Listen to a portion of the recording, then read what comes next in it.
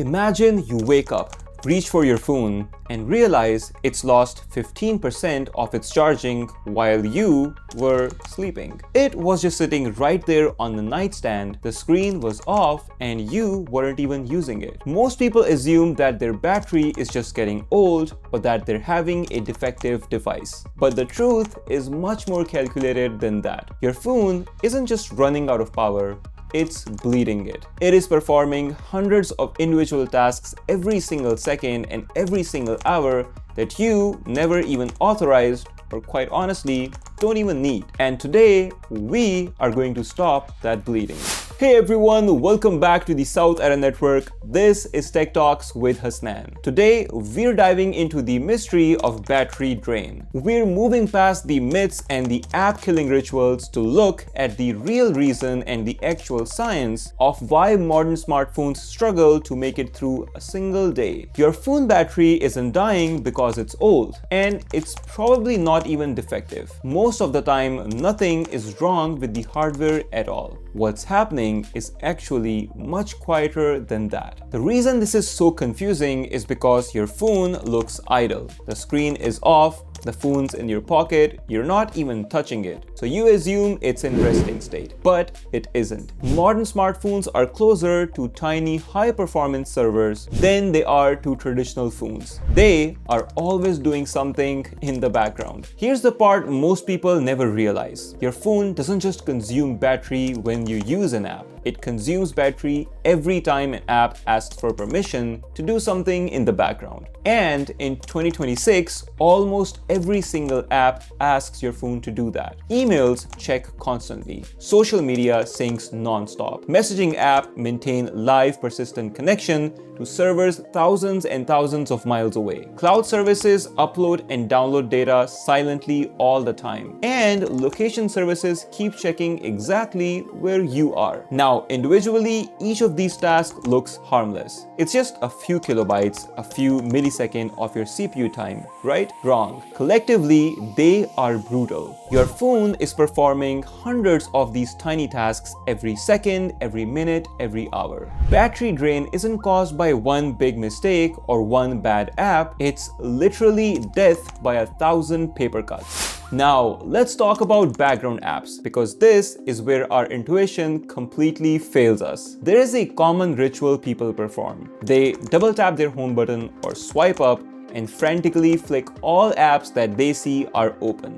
They think that by doing this, they are closing the app and the problem goes away. Well, it doesn't. In fact, in many modern operating systems, force closing an app can actually hurt your battery because the phone has to use more energy to cold boot the app the next time you launch it. The real issue here is that these apps are not designed to sleep at all. They're designed to stay alive. Apps want to refresh content so that the second you open them, the feed is ready and fresh just for you. They want to sync your data, they want to check for updates, they want to send you every single notification so that they can pull you back in. In fact, some apps are designed to even wake your phone from the deep resting state, which is the lowest power mode possible on your phone, just so that they can ping a server. That means your phone wasn't resting at all. It was being constantly interrupted. Imagine you try to sleep, but then somebody keeps trying to wake you up every 30 minutes,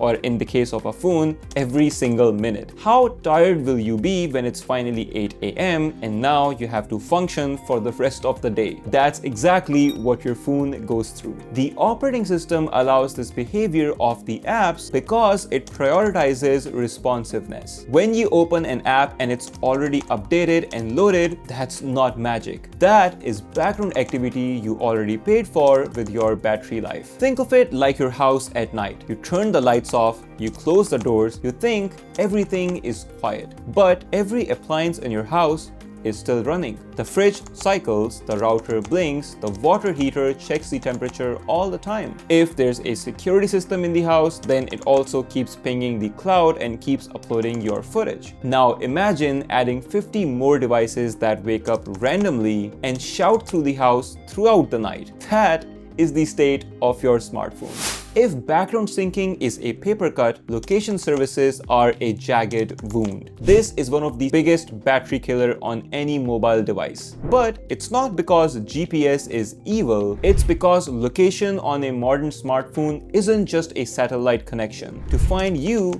your phone uses sensor fusion. It performs Wi-Fi scanning to see which routers are nearby. It performs Bluetooth scanning. It also uses cell towers to triangulate your location. And on top of that, it uses sensors like accelerometer or gyroscope to predict and guess your exact movement. The problem is that many of the apps nowadays require you to keep your location access to always on, even when you are not using the app at all. Your weather app, for example, wants to know where you are all the time to give you local updates or forecasts. Your social media apps want to know where you are so it can tag your post with locations or even show your friends what you are doing over the weekend. Your shopping apps, your fitness trackers, even apps you opened once 3 months ago and forgot about, they all keep checking up on your location. Unless, of course, you explicitly tell them not to do that, they will continue to wake up your phone every single day to check up on your coordinates. And every time they try to do that, it draws a significant spike of power from your device. If you have 10 apps checking on your location throughout the day, your phone battery will drain super fast. Moving on from your location, there is the problem of push notifications. We've become so used to them that we don't even see them as a technical event anymore. But every vibration, every screen wake, and every banner is a battery tax. Each notification that pulls your phone out of its low power mode, it briefly spins up the CPU, it activates the display, and it checks on your network. It might only look like 3 or 4 seconds to you, but multiply that by 60 or 70 or even 100 times a day depending on how socially active you are. For me, honestly, I just get maybe 1 or 2 notifications, and even they are from my banking app telling me that my funds are low. Battery drain isn't necessarily about how intense a task is, it's about how often it prevents the device from entering a dormant or relaxing state. This is why your phone can lose 20% battery overnight while doing nothing. Honestly, it wasn't doing nothing, it was just doing things that it didn't think it needed to ask your permission for.